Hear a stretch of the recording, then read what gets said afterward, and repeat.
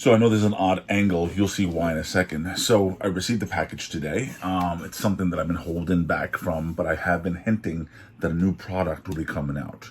And today is the day I'm going to demonstrate what it is. It is a new product that's going to allow you to have multi-camera broadcast capabilities with live streaming. It's a product that's going to allow you to use Ethernet, Wi-Fi, or even cellular built in. It's a product that's going to allow you to take HDMI cameras plugged in, even a USB webcam, that if you get one of those high-end ones, to do 1080p resolution broadcasts.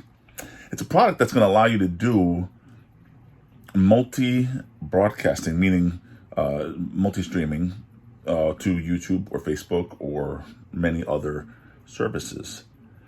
It's a product that's going to allow you to use a touchscreen to do your camera switching and have it in your hand. It is a product that's also going to allow you to have overlays and graphics and lower thirds on the screen. It's a product that will even allow you to do sports scores right on the device, all in the palm of your hand, and then afterwards you just unplug the cables, put it in your backpack, and you're good to go. So you think you've heard of such products, and you have. There's other products that do something similar, but none as elegantly and as convenient as this. So what I'm going to be doing is introducing this product nationwide in the United States, and you can either buy it through me or many of the distributors that we will be offering it to. And here's what it is. It is called YoloLive. And YoloLive is really focused on you only live once. Let's do it live. So that's the product. I will be demonstrating in an open box soon. And I'm going to be demonstrating its interface and all its capabilities very soon. So keep watching on this channel and on Livestreaming Master on Facebook. Later, guys. All right, as promised, I'm going to demonstrate a little open box of the YoloLive. And it is a portable live streaming studio. It is new and fresh. Has updated interface. This is my first time actually looking at anything that's in here, so bear with me. All right, let's make sure it's in the shot. And here it is. This is fantastic. This is so small, very small, very well packaged too. Okay. And all right, it's tightly in there. So I'm gonna have to pull this out. Maybe it's locked down from behind. And okay.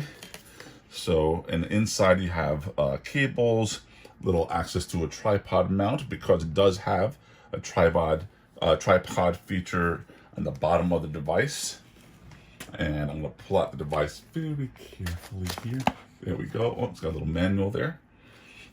You'll see at the bottom there, that's a little key to be able to pull out a SIM card. All right, very good. So that's your manual, which also had the key inside, but I must have pulled it out. So I'll put that back in there. And here it is. Already has some of my fingerprints on it. But it is a screen, and let me quickly, all right, so that's the screen. On the back of it, I guess has a little ventilation because it will be doing some heavy video processing. More air, very elegant. So that's your screen. And here are your connectivity. So let me show you what that looks like. You got your Type-C charger. Oh, I have it upside down, don't I? Yeah, you got your Type-C charger, your audio in, your Ethernet, HDMI out, then you have two HDMI inputs, and a USB input also for webcams. So you have the ability to monitoring this out on a big screen, or you can even have an external Atomos HDMI Atomos where you can record into the Atomos. Your Ethernet should be 10, 100, 1000, I believe. I gotta take a look at that, the specs. And that's a quick glimpse. So on the bottom here, you're going to have your audio out so you can monitor your audio, your SIM card for your cellular. There is your mount for tripods, and it has the little adapter here in case it's a slightly different tripod. Right, there you go. And then you have your SD card, and that is an SD card slot protector. So you'll put whatever memory size you can put in there. And that's for recording, but also to transfer files, I believe. And then, of course, your power button. So I don't know if it has a charge, but let's give it a try. And there it is. Awesome. So, oh, excuse me. I'm going to take a look at the interface, and then I'm going to do a little video demonstrating that interface. So keep watching. All right, so the first thing it's going to ask is what language you're going to be dealing with. So we're going to do English. We hit next. Here's your time zone. So I'm going to scroll, and I am in Eastern time. So let's see if it shows as Eastern. Oh, I passed it. All right, so obviously we'll have to look at US. They probably have it organized that way. Oh, okay, it's going by city. So I'm in New York, so we're going to hit that, hit done. And you can join the network. So obviously that's going to take a moment. So I'm going to pause that and put in the password. All right, the next step is it's going to basically ask you for your email and create a password. This is so that you can access the cloud features of the YoloLive and then be able to set up your different locations that you might want to stream to. All right, the next step is going to be setting up a profile for yourself. So you're going to either go into your Facebook, your Google, your Twitter, or your Twitch account so that YoloLive gets a little bit more of a profile as to you, as well as probably a shortcut to get to your Facebook or other streaming services. And once you are here, you go to your profile icon, and you'll be able to choose where you want to stream and set up accounts. So you can have your Wi-Fi set up, network settings for your Wi-Fi, you have your serial number and other access to information relating to the device. All right, so we kind of have it set up for Facebook.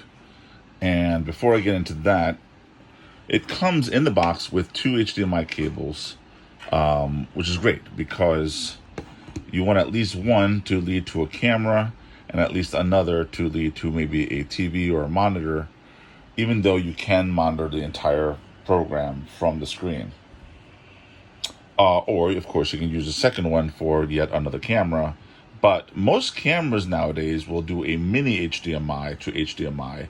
So make sure that you check your camera for the appropriate cable because it may have its own. Now, in this case, I'm going to use a Panasonic Full HD. It's the HCV770, and it has its own cable. So I'm going to use that cable that comes with it to attach to the device. What I'm also going to use is this Logitech. It's a classic webcam through USB into the USB port. So I have the camera in place with my cable.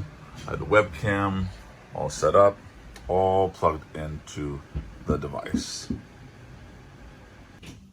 All right, so right now it's getting a live feed from the Panasonic, which is the HDMI feed. That's this one right here. And you can see that my hand shows up on camera, but it is getting the IA+. So I will turn that off on the camera so it doesn't show up on the feed. Now, I'm not live yet. That has the red button there for it to go live. It's already set up for Facebook. I only told it that it's going to be a test. And here's the HDMI loop through, record, switch. It's at 720p, which is for Facebook, but obviously if you do have it available at 1080p, you can stream at that resolution. And then if you want to watermark, they're calling watermark any graphics that you want to have with your logo. So you can do scoreboard, rolling captions, and material library, which would be your lower thirds or anything else for that matter. All right, so here it is, basically the interface. You got your multiple cameras here. You can see that my head is bowed down because I'm recording this video. And then here's your camera switching. Now, if you want your picture-in-picture, you do A and B here. But camera 1 is set up right now. So we're going to just touch here to basically remove that. Oop. And I'm going to go to switch again. And you double tap to switch cameras. And there I am. So that's the second camera. Now, these little displays are going to basically be slower because you don't need to use processing power. You know what the camera's looking at. You double tap here, and let's go back to switching, and you can switch cameras there. So again, we're not recording, we're not live here. That's your setup for your show. And if you want to have graphics, you need to have your graphics already inside of your SD card that you're going to put in here. That same SD card will allow you to record. Now, the HDMI loop through is basically going to have the HDMI output to go to a monitor. And that will allow you to, watch in a much simpler fashion, or if you have a director that's behind you or anything like that.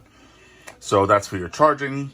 That's for audio in. So you can have it hooked up to a mixer with a dozen mics and have a simple audio out into here. Ethernet for really powerful streaming, and so on.